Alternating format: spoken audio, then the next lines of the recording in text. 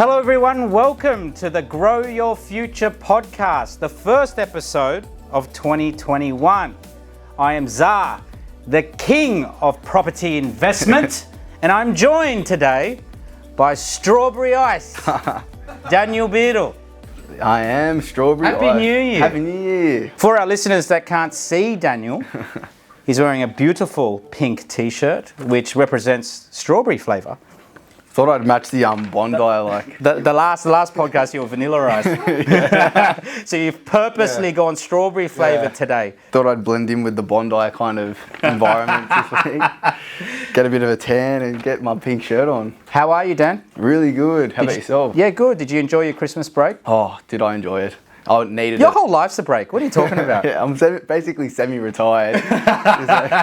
Financially free. Just do what I want kind of thing. Yeah, no, the break was awesome. It was something definitely needed. I think everyone kind of this year or last year needed a bit of time off, either to relax or recoup.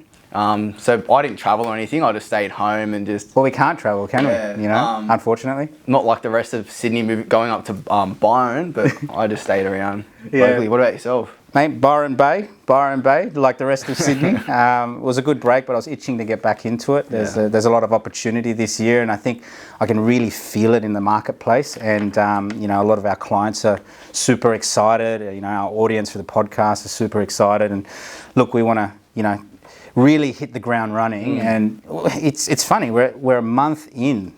Can't believe it, eh? How quick it went. I know, it's ridiculous. Time flies. Yeah. Time flies. And, when it comes to property, right, time is your ally. And it only works if you're in the market.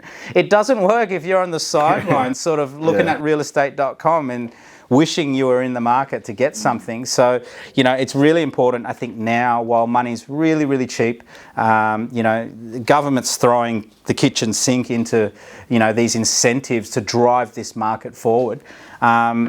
It's probably the best time to get into the market. And, I mean, we're really already seeing the uplift. And you sort of, when the uplift occurs, which is happening now, you want to be in assets. Right, there's so many people out there that are still, I guess, thinking about getting into the market, but you want to be in the market when this uplift occurs because you can sit back, and I'm almost sitting back and looking at my portfolio by the day, going, wow, it's just making me wealthier and wealthier and wealthier in my sleep. It's gone ballistic, isn't it? Even some of those regional towns, everyone's just buying up at the moment. Even Byron Bay. Yeah, when I was there, last, I think the median house price in Byron Bay is like 1.7, 1.8 million. It's ridiculous. Compared to Sydney, where all the infrastructure is, right? I think our median house price is 1.2, 1.1, something like that. Man, it's these regional towns are really, really getting their time in the sun, and it's great, right? It's really good. It's good for the homeowners there. It's good for the property investors that are exposed to that market. I remember back in the day when I was investing in the Central Coast and Newcastle and all of those regional towns, people were saying, "Oh, why would you put your money there? Well, you should put it in other places like capital cities and all of that sort of thing." So, which is still obviously still great investments, but we're starting to really, reap the benefits now. We're seeing properties that we've bought for $400,000 or $500,000 reach almost $1 million now. It's amazing. Yeah, definitely. So off that then, Zah, what are some of the goals and things to look for this year? Look, we just want to help as many people as possible get into the market. Like we said, money's really cheap. People still don't have enough education and the right information out there. Hence the reason why we do this podcast. It's free. And there are a lot of other great podcasts out there. There's some really good content out there. But you've got to be selective, right?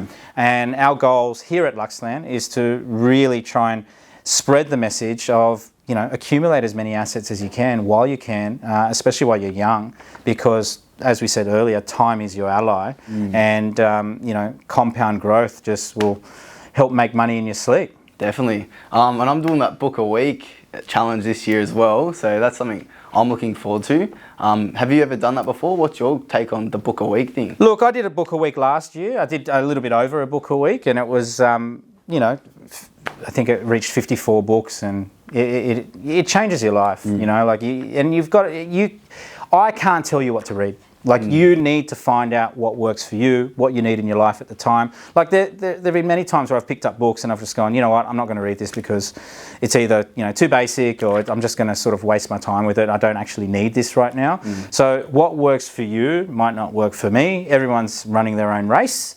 So I highly suggest pick up that great habit. Yeah, definitely. So then moving into 2021, I guess for us younger ones, one of my goals this year is to get the young audience to give this year, make it their best year, whether it's starting a new business or buying your first asset, whether it be a property, stocks, commodities. So that's something I'm looking forward to promoting this year, not especially with Luxland, but also just the millennials to give it a crack with the cheap money and things like that. So that's one of my goals I'm looking forward to this year. And it's all about helping people, right? Yeah, definitely. And it's all about giving back and, learning from our mistakes and then sort of giving it back to the people who sort of want to give it a crack. And, we're really, really supportive of people that just want to have a go.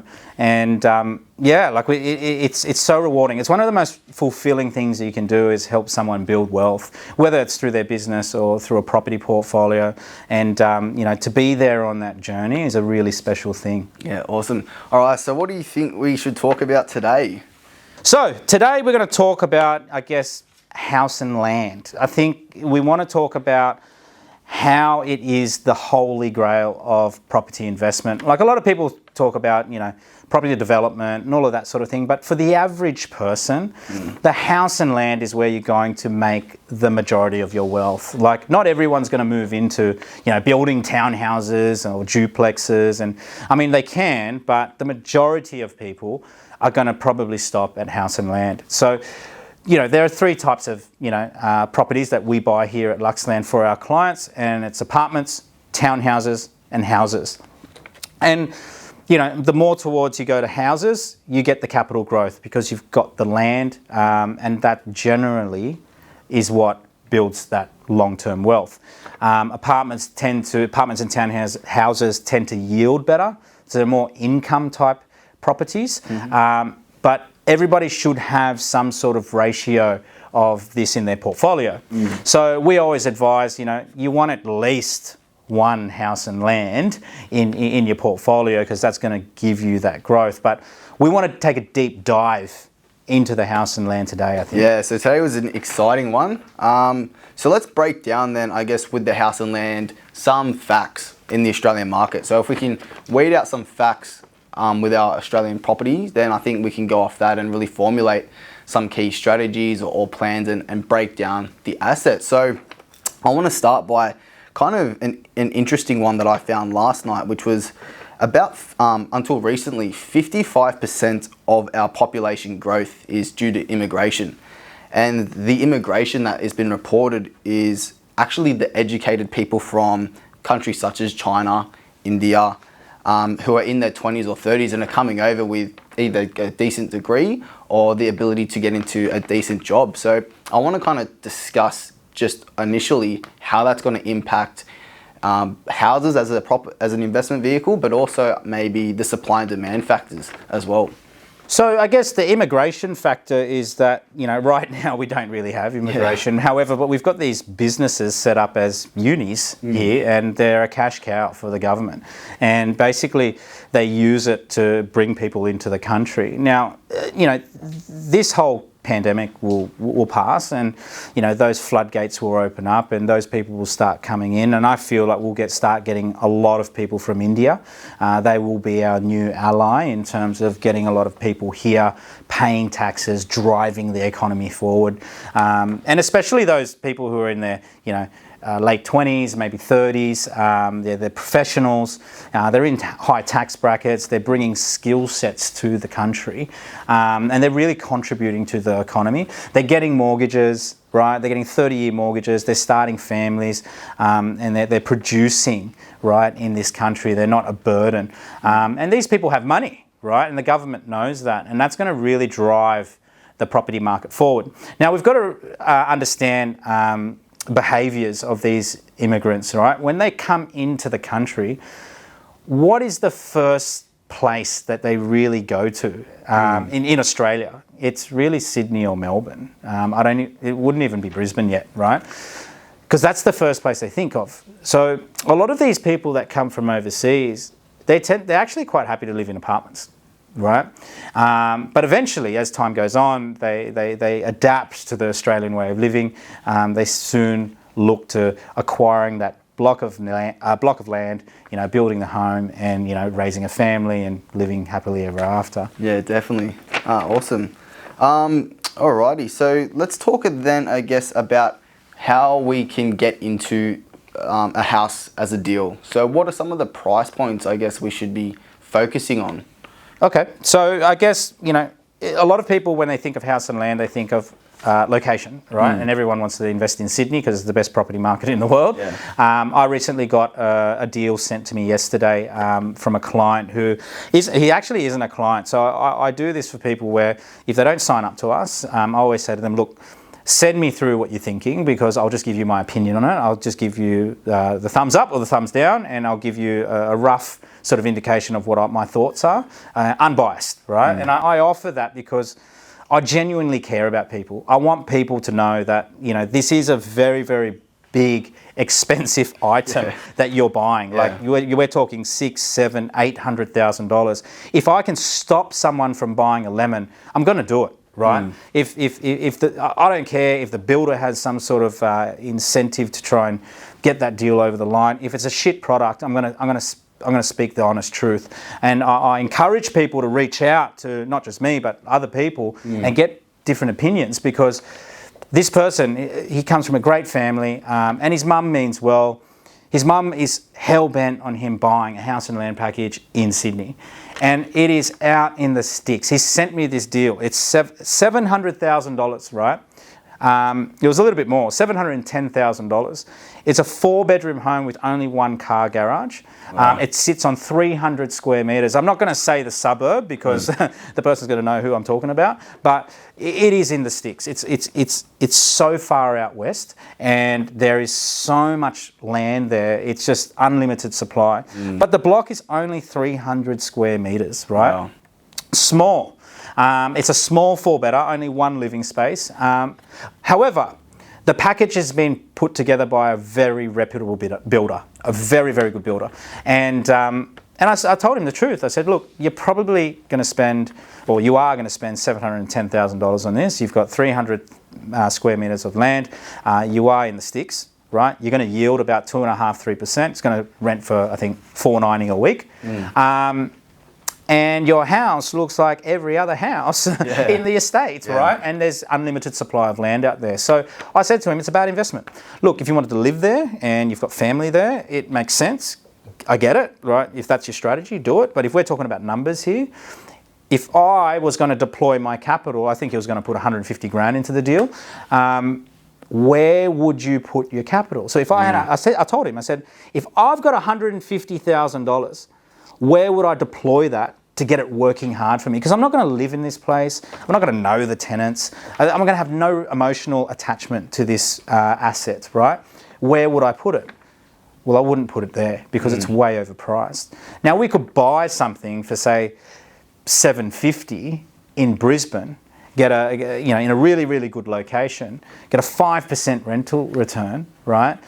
Get much bigger than 300 square metres, be closer to infrastructure, amenity, be in a much more desirable location that's going to push prices up, be amongst a wealthy demographic, and you're going to get probably a better result, a much better result. You'll probably double your money.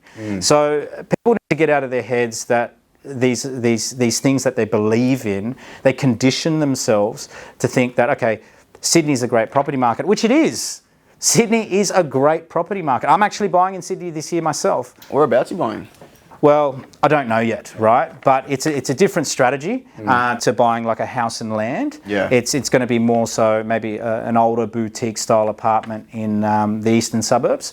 But like I've come full circle. I've done my dash across Australia, and the portfolio has been built, and I can sort of maybe I'll never waste money, but I can waste money if I really want to, right? So I'm in a different position than the person that's trying to buy their first investment. So back to your question, Dan, about price point.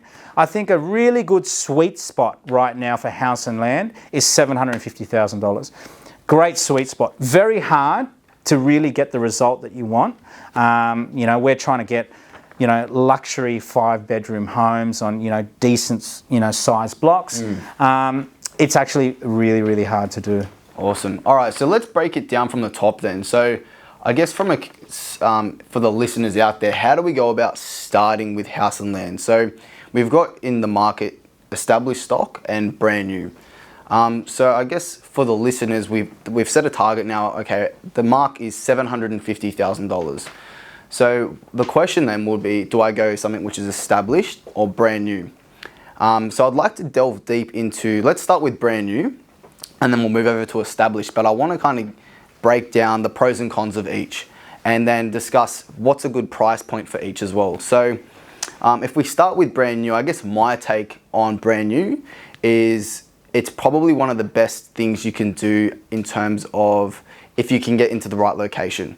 So because you get maximum tax deductions, and you can also get maybe the yields are there in the new products. Well, tenants like to rent newer properties, Yeah, so they'll pay higher rent.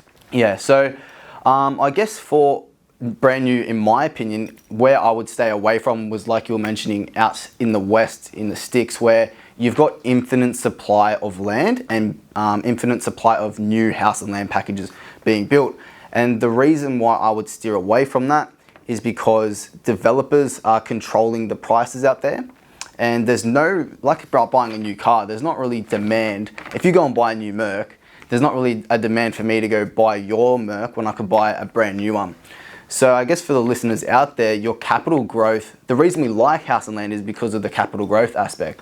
But if you're buying in locations out west where there's infinite supply of these deals, and your deal will become, I guess, second-hand in a year or two's time, you're not really going to get the demand for people to pay premiums. So that's, I guess, my take on house and land.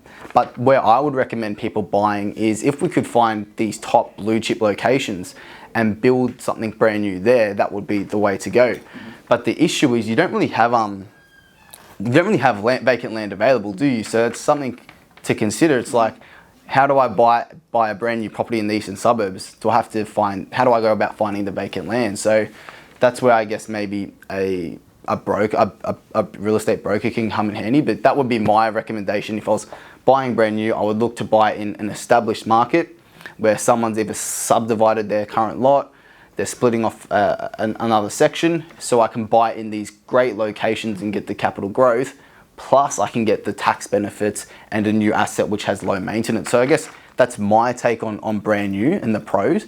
What would your take be on it? Look, Dan, pretty much similar, right? We've got two types of land estates. You've got three types really. The first type is maybe a knockdown rebuild. So we go into those established areas, like it could be a Bondi or whatever it is, and we find a shitbox, and then we knock it down, and then we build something else on it, right? That's a pretty hard strategy to do because you've really got to go from start to finish, and it's really not as easy as it sounds, right? And it can be quite expensive. And remember, we are investing right now. The second option would be to do the greenfill. Now, greenfill is where it's just unlimited supply of land. Like you said, there's an abundance of stock. Every house looks the same. Pretty much where this person has called me and said, can you give me your opinion on this? And he sent me this estate with literally thousands of homes, right? So it's going to take a while to see growth in those types of style of housing. Now, I'm not saying you'll see no growth.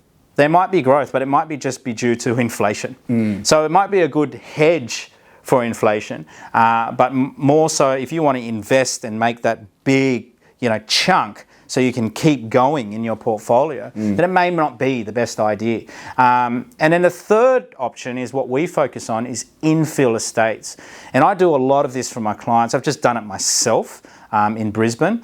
And what infill means is that it could be a land lot subdivision that's in the middle of established housing. And that land lot subdivision might have 20, 24 lots, right? But what that established housing around that subdivision does is puts pressure on prices in that land lot subdivision. So what happens, there's a finite supply, right? And when there's a finite supply, what happens? Prices go up. So you're already in front when you buy well located land. So for example, we did a deal yesterday for a client, and the land was priced about 6 or 7 months ago at $400,000. Now we're going to build a 4-bedroom home on there. I think the package came in at about 680 grand. Now I called the land developer because he's my friend. It's not this subdivision's not on the market. It's totally off market. It's exclusive to companies like us. And so just quickly, Zah, what is off market, just for the listeners? Off market means that you can't go on realestate.com and sort of find these products and sort of do a deal. You have to be in the game and I guess know a group like us that has access to this sort of stuff. So this land developer is a good friend of mine. And he's got this infill land lot subdivision of 24 lots, and he's given me access to a few of them. And he said, Zah, go for gold. And it was 7 months ago he priced them. We done a deal yesterday for a client in there to build a 4-bedroom home, and I called the land developer and I said, look, he's going to go through with it. He's put an EOI, an expression of interest, down on the land. And the developer said, mate, your client's made 40 grand, just like that. Wow. Because what's happened is when the government sent out all of these incentives, these land prices just shot through the roof. And now this block of dirt is not worth 400 grand anymore. It's worth 440, 450.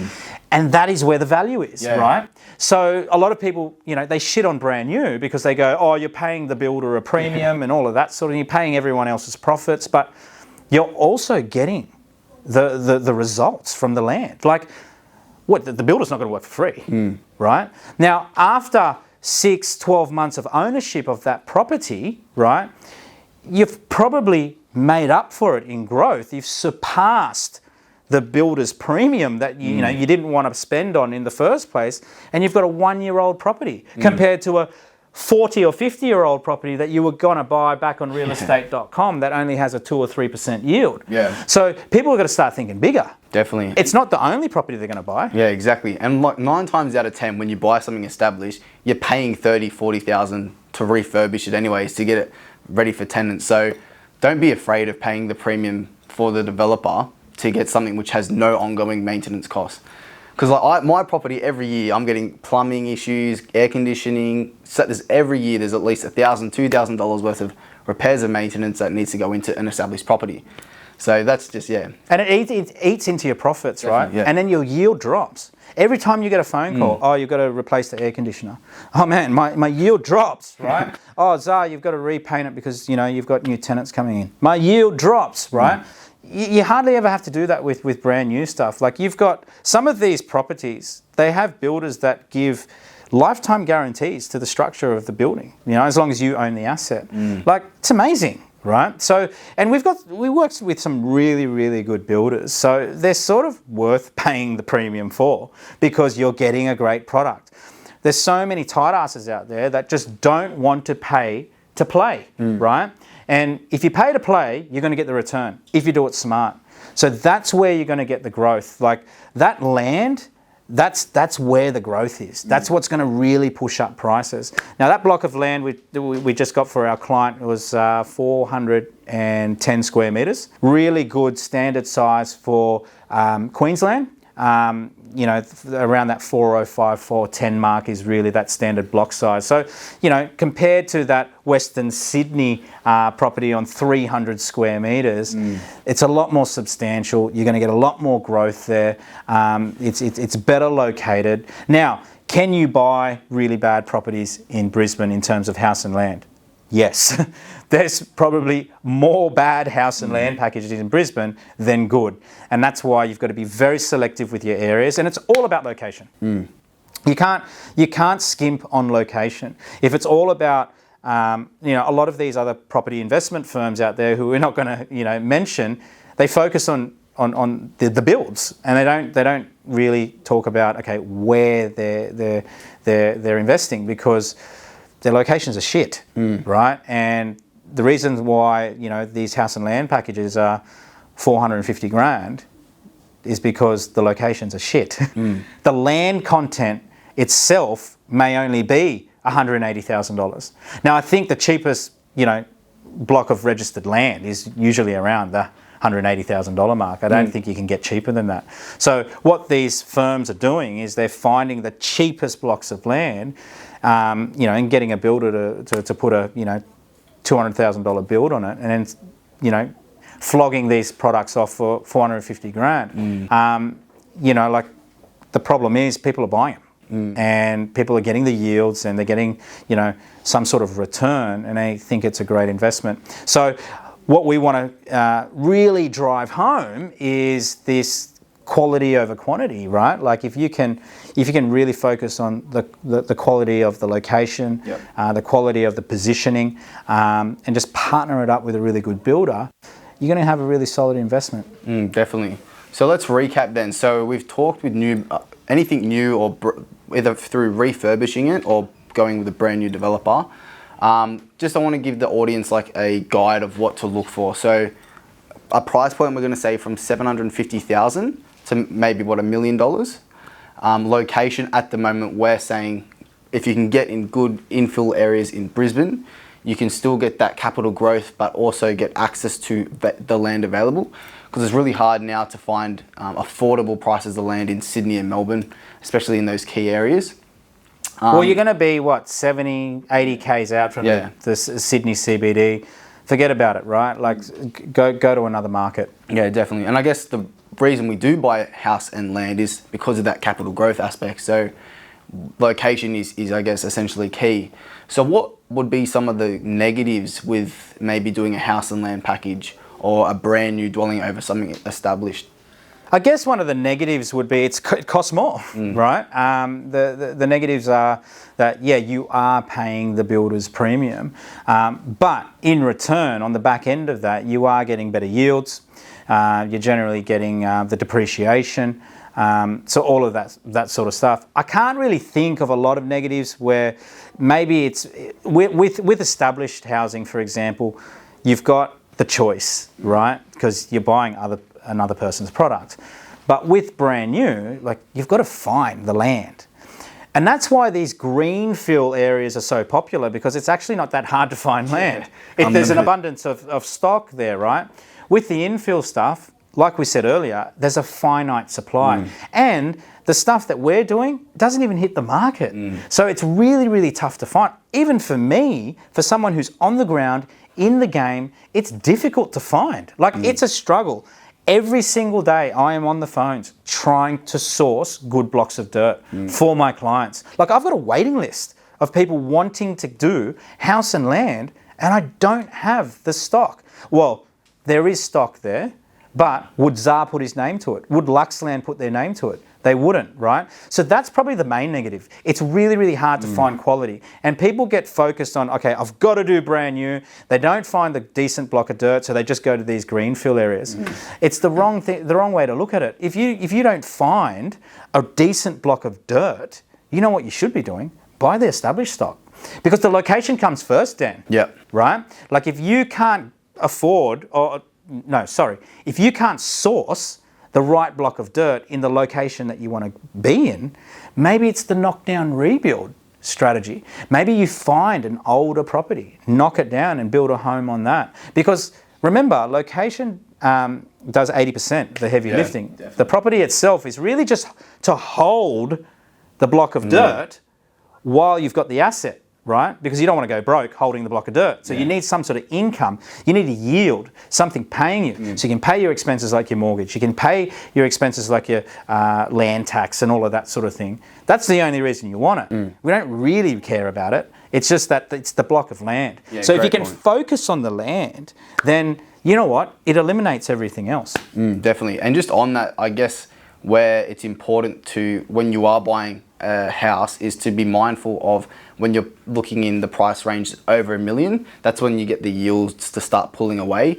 So in terms of affordability, you got to ask yourself, can I afford to hold this asset that's maybe priced over $1 million and the yields are in that 2 to 3% range? So just on that, I think that's an important point for people to consider. is the longevity of building a portfolio, if that's practical for them. That's why we've recommended maybe that $750 to $1 million range is maybe a sweet spot for most people. So then another thing I'd like to recommend with new builds is, one negative I can see is you do reduce the potential to add or force appreciate or manufacture equity where something's been completed new, because it's just been built. Where it's established, you may have the opportunities to manufacture equity through forced appreciation, getting DA approvals, knock down, build maybe townhouses or other houses. Well, your options are, you've got more options with established, I get that. But you're also manufacturing equity brand new through buying really well located blocks of dirt. Yeah. And you're buying in a really good, strong market. And remember, to build on these blocks of land, it takes 6 to 12 months. So if you bought in a really good upswing, it's on the way up and you're in a really good 10 out of 10 suburb, you've sort of manufactured a bit of equity there already on the back end. So there are ways, I guess, for both, but there are more options with the established way. A good point that you just said, Dan, about the yields, right? Like when we're spending, say, up to $1 million on a house and land in Brisbane, we're still achieving like 5-6%, which is incredible. Like I've just built something myself for $1 million, and the other week we rented it for $1,000 a week. Like it's amazing. But I am seeing that, you know, once you get to the $1.2, $1.3 million mark, those rents start to, there's only so much you can go. So, you know, it's a unique opportunity right now where you can buy in really blue chip locations, get such strong yields, be in a really good market. You're guaranteed to make money. Like you'll make 10, 15, 20%, right? With cash flow and capital growth. And that's why we're pushing people to try and do this strategy. Yes, the price point's higher. Yes, $750, $800, $900, $1 million is a lot of money, but it's reality. If you want to make money, you got to go big. Like do a big play. Like a lot of these guys are going, oh, I might start out with a $300,000 property first or a $400,000 property first. You know what? I'm telling people not to bother. Go to the bank of mum and dad if you don't have money. Get them to guarantee a deposit, right? Use your serviceability to get the loan and do something worth it. Like it's, $1 million is not that much money these days for real estate. It's not. And, you know, people have got to wake up and they've got to go, yeah, you know, our dollar is really devalued right now.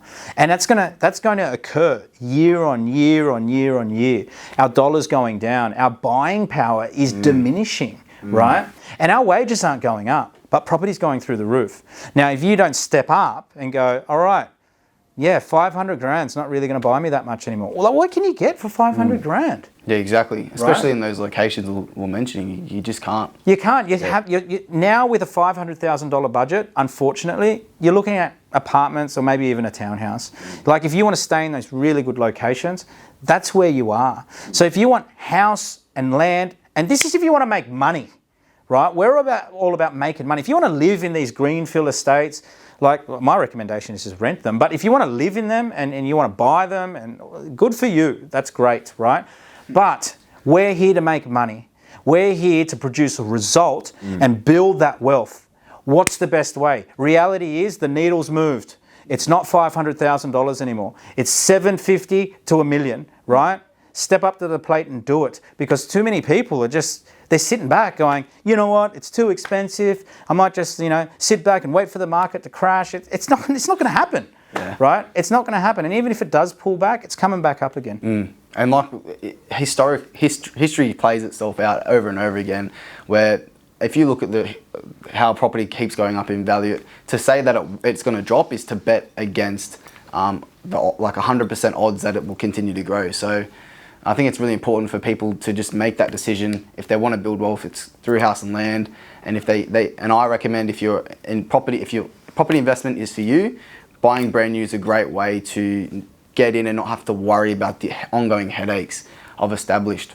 Well, it's turnkey, right? Like I myself have a lot of established houses in my portfolio, and they are so maintenance heavy, right? You've got to attend to them like it's like a baby, right?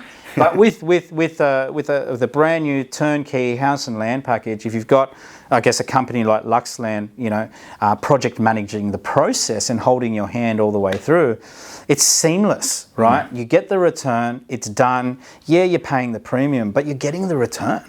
I think people get really put off because they think that it's the only property that they're going to buy.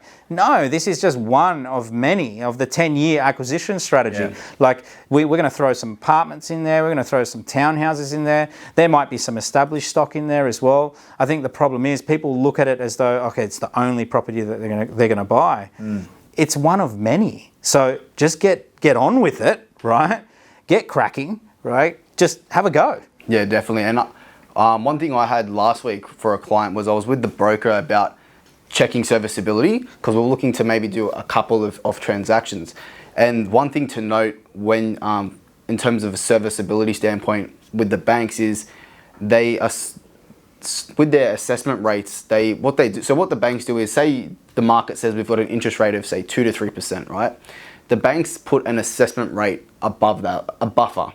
So what they do is instead of assessing if you can service 2 or 3%, they may assess you at 5% or 7% just to make sure there's a cushioning.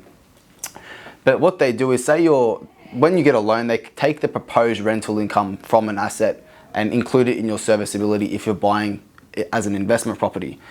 But what they say your yield's 5%, right? We can get 5% like you did in Brisbane. What the banks do is they actually shade that income. Instead of it being 100%, they take it as 80%. So your 5% yield in the eyes of the bank has now dropped to about a 4%. And they're assessing you at, say, 5%. So there's a bit of a gap there. So if you're looking to grow a portfolio, it's really important that you do pick things that can yield effectively. So something like what Zah's just done is really important in the eyes of being able to grow that portfolio. So in regards to if I was to compare brand new and established in the exact same location, I would go brand new in the basis that I can actually build a bigger portfolio because of the serviceability factor. Because you can keep moving forward, Yeah, right? And that's really, really important because that cash flow keeps you in the game. Yeah. So, when it comes to yields, a really interesting thing that you can do with locations, for example, is you can pull up data and what's the overall yield of that location, and you can pull it up for the last 10 years. And you can have a look, okay, if that yield has sat between, say, 4 and 6% for the last 10 years, you can pretty much guarantee that you're still going to get that yield for the next sort of 10 years, right? So it's you know that you can keep moving forward, right? If you've got these sharp spikes, within that graph over the last 10 years, then you've got to sort of be a little bit, okay, well, it's a bit volatile. It's not gonna see me through. And like we've mentioned earlier, you're always going to get a better yield out of a newer property because I know I'm a renter. As a tenant, I would actually pay higher rents to rent a brand newer property to make sure I'd have brand new floorboards, brand new appliances, never been used. I'll pay a premium for that. So that means the yield on the asset goes up. And like you said, you're assessed on only say 80%. Yeah. So you need to have that buffer. You need the highest yield that you can get, right? We obviously don't want to sacrifice capital growth. We still want to be in really good locations, but right now you can get into locations that grow, 10, 15% a year, especially this year while we go through this boom, right? But also achieve a 5% yield. Like you're borrowing money at 2%. You're pocketing 3%. It's a no-brainer. You really should be going out to the marketplace going, how much money can I actually borrow? That's what every one of our listeners should be doing right now, is going to the bank or speaking to a mortgage broker and going, look, these are my pay slips, these are my tax returns, this is my financial situation. How much good debt can I take on this financial year? If it's 1 million, great. If it's $500,000, great. Whatever it is, utilize it, deploy it into something like a house and land, get those yields, wait till next financial year, go back to the bank, go back to the broker, see how much productive debt you can take on again, and then do it again, right? Maybe in a different market. It could be Melbourne, it could be Sydney, right? You might want to buy the home that you live in. But you've really, really got to crack on and do it. Definitely. It's a great point you mentioned. And I think just on that as well, what the broker did highlight to me, which is pretty interesting, is there's no point as chasing yields that are too high. So for people that out there that are looking to maybe do the Airbnb play on their first deal, I would recommend to just maybe reconsider and pick locations that have that capital growth. And the reason is the broker actually said to me, he's like, Daniel, when we're checking serviceability, the banks don't really want to see any more than about a 6% yield anyway. They if you had something where it was like 7, 8, 9, 10%, they actually reduce it to a 6%. So that's something to actually consider when you are going for your first or second property. It's very important that you have these ideas in mind. So if you're trying to build a portfolio and say you bought your first one was an Airbnb in maybe a sub location where it's not going to give you that good capital growth, you're actually hurting yourself because you're getting taxed on this high rental income, and that income you can't even use all of it to service to buy your next property. So that's something to consider as well, which I wanted to share that I came into contact with last week. Also with Airbnb, this beautiful home that you build just gets twice or 3 times the amount of wear and tear. Because people that stay in Airbnbs, they just thrash the shit out of them. My age group going out. Like I would not want to rent a property out to someone like you, because you would trash the shit out of it, right? So what you want to do is you want those conservative 12-month leases, you want families, you want young professionals signing up for a 4 or 5% yield, and you want to take that to the bank, and the bank loves that stuff, right? It's sometimes the most boring strategy is the one that works the best. And the problem is so many people look at all of these exotic ideas, Airbnb and all of these other things that they can do. And, you know, some people jump into developments too soon when they haven't even bought one investment property because it's not cool, because it's boring, right? But then, you know, a lot of the time they fall flat on their face and they come back and they go, Zah, I should have just gone the boring route. Now take it from me. I've been in this game for 12 years.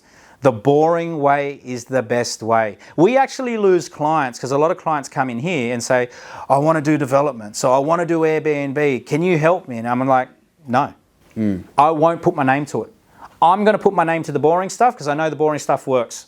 And the boring stuff is house and land. And a lot of people don't want to do it because it's not sexy, it's not glamorous. You know, they might think, okay, well, it's a lot of money, right? But I don't really get much of a excitement or buzz out of it. But you know what? 10, 15 years down the track, you won't be saying that. You'll be thanking yourself that you got into it. Definitely. So I want to just then wrap, I guess, we've talked about how a brand new house is what we think is a really good asset to consider. And I want to then, I guess, compare it to something established and why we recommend, if you can get the land, to go new. So can you kind of flesh out, I guess, maybe some other points where established is good, but we should maybe veer to brand new? I think we've covered it with the yields, and what you're going to get is the tax breaks, right? I don't think we've covered the tax breaks that much. The government wants you to build housing, right? And what happens is us property investors go out and build housing, and the government gives you a gift, like a reward. They give you like a present, and they say, here you go, well done, you've done a really good job, we're going to give you a tax break, right? So for example, if your build costs, you know, $500,000 and, you know, the lands cost 500, it's a $1 million play. Your depreciation is probably about $40,000 in the first year, you know, depending on your tax bracket. And obviously this is not advice, but, you know, general ideas, you might get, say, 10 grand back a year, right, for the first year. So, you know, that's going to add to your yield. That's like another $200 a week. You know what I mean? So you've got to think, okay, number one, tenants pay higher for brand new properties, because they love brand new properties over older ones. So first of all, you're going to get a higher yield there. But then you've got that extra point or two of depreciation tax breaks, right? That even further enhances your yield. A present from the government. When do we ever get presents from the government, right? Yeah. So your mate Scott Morrison is being very generous right now, and we should take advantage of it because we pay enough tax. Get some of it back, right? And this is the way the rich build wealth tax-free. Awesome. So then one thing I was actually seeing, we had a client actually come through, I did last week, and he's like, Daniel, why would I buy a property in Brisbane versus, say, Box Hill in Sydney or an area around Rouse Hill, Schofields, Marsden Park? So that's something came across my desk, and I want to kind of share that answer with the audience. So why would you personally look at that market versus Sydney when we've had that historical good growth in Sydney? So very similar to the guy that presented me with that $710,000 purchase out in Western Sydney. You're just not going to get the yields, right? The yields aren't going to be there. It's going to be overpriced. I think he mentioned it was about 800,000, was it? Something like that, right? He's not going to get the yields. He'll get the depreciation because builds are builds, right? But that's going to limit his growth. And Box Hill, nothing against the area. I've been there before. It's a great spot, but is it going to grow like a blue chip location closer to the capital cities? Probably not, right? Probably not. So, we need to think about those factors, in terms of, okay, where is it? Is it close to infrastructure? Who lives there? What are the weekly family incomes of the area? What's the, general yield of that market? How is it going to perform for the next 10 years? How did it perform for the last 10 years? Let's go back, right? And the numbers just don't stack up. So I guess it comes back to, again, how much capital are you putting into the deal? Okay, say it's $150,000, $200,000. Okay, if you could have a choice of putting that $200,000 into something that's going to work as hard as possible compared to something that's going to run at 50%, wouldn't you put it into the thing that's going to work as hard as possible at 100%? So that's what it's all about. It's pulling back, all of the characteristics of what you're looking to invest in, stripping it back, looking at the yields, looking at the data, really analysing it and getting educated on why you're investing in that market. And then really the build, as we said, is just the yield to help you hold on to that block of dirt. One thing that came actually this week that I was wanting to weed out as well is the first home buyers grant. And I wanted to quickly tap on your take on if someone should buy a property using that first home buyers grant. And with the first home buyers grant, for those of you who aren't familiar with it, you have to buy it as a principal and interest property where you can't rent that property out for, say, 6 months, but you do maybe get they reduce the stamp duty, right? Okay, so I'm going to say one thing here, and you can mark my words. We do not give a fuck about government grants, right? Incentives, all of that shit. No one rich has ever said, I got rich of government incentives, right? Is that true? Yeah. Right? No, what, we're going to save on stamp duty? We're going to save 25 grand here or 10 grand there. We're trying to build a portfolio that's worth millions of dollars. We're not trying to penny pinch here. So when it comes to government incentives and stamp duty concessions, we don't care about that. We're investors. We're here to make money, right? So house and land, whether you're going to live in it or not, it's going to be a great investment, right? Of course, if you're going to live in it, take advantage of the incentives and all of that sort of thing. But most of our clients, they don't live in the properties that we buy. So when it comes to incentives, we do not want to encourage it. Anyone that comes through this office that is trying to take advantage of incentives, I just tell them, you know what? Go out. It's like having a McDonald's coupon, walking around going, I need free fries with that. You know what I mean? So, we're trying to build millionaires here. We're trying to get rich. All right. I think that brings us up to the end of the podcast. Very exciting. I think people should consider house and land moving forward for 2021. Very important piece to the portfolio puzzle. If you want more information about that, you can contact Daniel or myself. We're experts in that field. And we thank you for listening, and we'll catch you next time. Thanks, Dan. Thank you. See you guys.